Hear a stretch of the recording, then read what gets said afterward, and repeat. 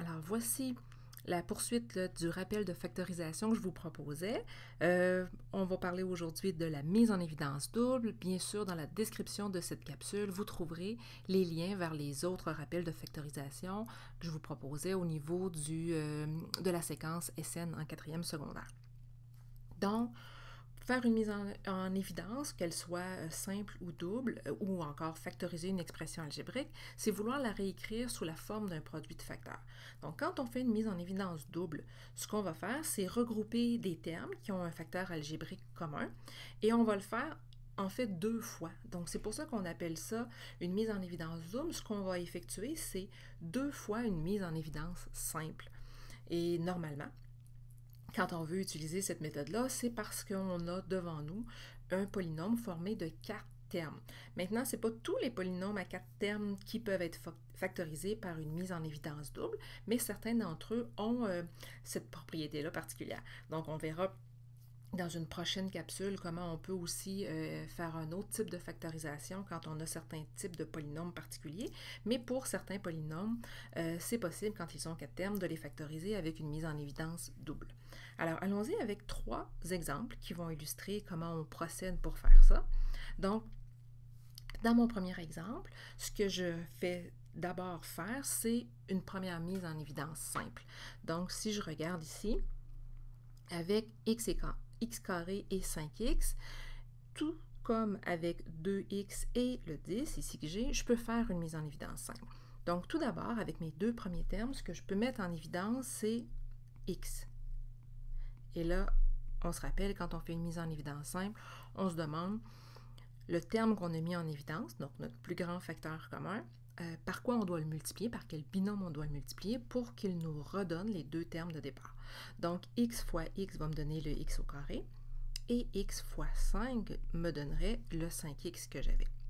Maintenant, si je poursuis cette idée-là de mise en évidence simple, je vais regarder mes 2 derniers termes et je me demande c'est quoi le plus grand facteur commun à 2x et à 10. Donc ici, ce serait 2.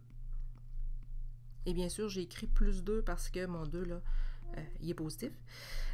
Ensuite, je poursuis ma mise en évidence simple. 2 fois quoi va me donner 2x, donc 2 fois x. Et 2 fois quoi me donnerait le 10? Eh bien, c'est plus 5. Et là, ce que vous remarquez, et c'est ce qu'on devrait toujours remarquer, c'est que le binôme qu'on a créé dans chacune de ces mises en évidence simples-là, c'est techniquement le même binôme.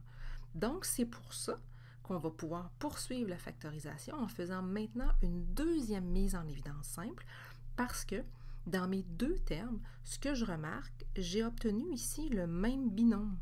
X plus 5, c'est ce qui a été utilisé à chaque fois. Donc, c'est ce que je vais faire.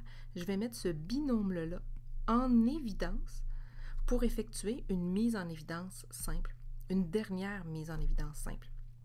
Donc, x plus 5 fois quoi me donnerait mon premier terme de départ? Bien, vous voyez, ici, j'ai utilisé de la couleur pour le mettre en évidence, là, assez facilement visuellement. Donc, x plus 5 fois x, c'est ce qui me donnait l'expression que j'ai ici. Et x plus 5 fois 2 me donnait l'expression que j'avais ici. Donc, si vous voyez, les coefficients de départ, là, le terme que j'avais mis en évidence, ça constitue le dernier binôme que j'obtiens par mise en évidence. Donc, si on voulait vérifier ça, bien entendu, là, on pourrait faire la multiplication de x plus 5 avec x plus 2 et on obtiendrait donc les 4 termes qu'on avait au départ. Je le refais avec un deuxième exemple. Donc, qu'est-ce que je peux mettre en commun ici? Donc, avec x, y et moins 6y, donc mon coefficient commun, ou plutôt mon terme commun, mon plus grand facteur. Ici, ce serait y. Et le binôme, ce serait x moins 6. Je refais une autre mise en évidence avec mes 2 derniers termes. Donc, qu'est-ce que je pourrais mettre en évidence? Ici, ce serait le 3 parce que c'est le plus grand facteur commun à mes 2 termes. Et qu'est-ce que j'aurais dans ma parenthèse? Eh bien, j'aurais le binôme x moins 6 encore une fois. Et là, vous voyez bien, l'important, c'est de s'assurer qu'on a bien dans notre mise en évidence simple le même binôme au départ. Donc, je fais une mise en évidence, une dernière mise en évidence simple avec ce terme-là. Donc, x moins 6 fois quoi? Fois quel binôme me donnera mon polynôme de départ? Eh bien, ce que je vais utiliser pour le faire, ce sera y y plus 3, qui sont en fait les coefficients, ou plutôt les termes que j'avais mis en évidence au départ. On le fait avec un dernier polynôme. Donc, si on regarde ici, je pourrais procéder encore une fois en prenant les deux premiers termes et faire une mise en évidence simple, les deux derniers termes en faire une autre, mais je pourrais faire aussi un assemblage différent. Par exemple, ici, je vous propose de faire une mise en évidence simple, donc une première mise en évidence simple avec le premier et le troisième terme. Pourquoi? Parce que j'ai le goût. Donc, je pourrais ici mettre en évidence 2x et j'aurai comme binôme dans mon expression x moins 4. Et je pourrais aussi mettre en évidence les deuxième et quatrième termes, faire une mise en évidence simple avec ça.